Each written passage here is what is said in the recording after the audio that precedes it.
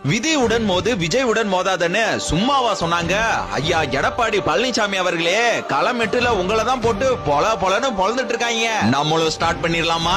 1980ல கொலை குற்றவாளியாக சத்தியமங்கலம் வனப்பகுதியில தலைமறைவாக வாழ்க்கையை வாழ்ந்து வந்தவர் பழனிசாமி. அன்றைய போக்குவரத்து துறை அமைச்சரும் தன்னுடைய தாய்மாமன் மகனுமாகிய ஈரோடு முத்துசாமி தயவால் தப்பித்தார். இல்லையெனில் சேலம் மத்திய சிறையில் ஆயுள் தண்டனை கைதியாக கம்பி எண்ணி கொண்டிருப்பார். இல்லையெனில் மரண தண்டனை விதிக்க இன்னொரு இந்திரலோகத்தை விட்டு சென்றிருப்பார் பழனிசாமி.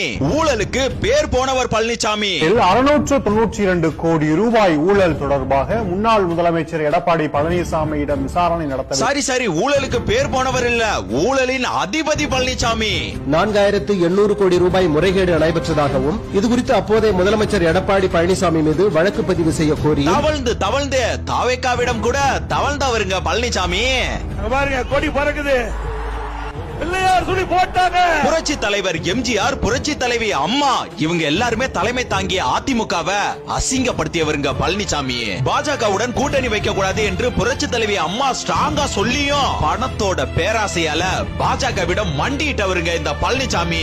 தூத்துக்குடியில் துப்பாக்கி சூடு நடத்தியவர் பழனிசாமி, மக்களை கொன்றவர் பழனிசாமி. அது மட்டும் இல்லாம கூட இருப்பவர்களிடமே துரோகியாக மாறியவர் பழனிசாமி. அடுத்து நீட் தேர்வை தடுக்க அல்ல, அதை பற்றி மத்திய அரசு பேச தகுதி அற்றவர் பழனிசாமி. ஏன்னா பாஜகவோட கூட்டு கலவாணிய இவர் தான். இவர் எப்படிங்க நீட்டுக்கு குரல் கொடுப்பாரு? தமிழ்நாட்டுல இந்தி மொழியை திணிக்க நினைப்பவர்களுக்கு உழைக்கும் கரமாக இருப்பவர் இந்த பழனிசாமி. தமிழ்நாட்டுக்கு தேவையில்லாத இந்த பால்சாமி ஜிஎஸ்டி பற்றி ஒரு நேரம் கூட சிந்திக்க மாட்டாரு. பார்ப்பதற்கு வெள்ள வேட்டி சட்டையுடன் பளபளப்பாக இருப்பார். ஆனால் போடும் வேஷம் எல்லாம் சினிமா நடிகர்களே தோத்துருவாங்க. தற்போது கூட மகளிர் தொகை மாதம் 2000 ரூபாய், ஆண் பெண் இருவருக்குமே ஃப்ரீ பஸ்னு வாக்குறுதி கொடுத்திருக்காருங்க. ஏற்கனவே பல லட்சம் கோடி கடன்ல தமிழகம் மூழ்கி போயிருக்கு. இதெல்லாம் எப்படிங்க சாத்தியம்? இது எப்படி சாத்தியம் அப்படின்றத விட இவரால இது சாத்தியமா அப்படின்றது ஒரு கேள்விக்குறி தானே.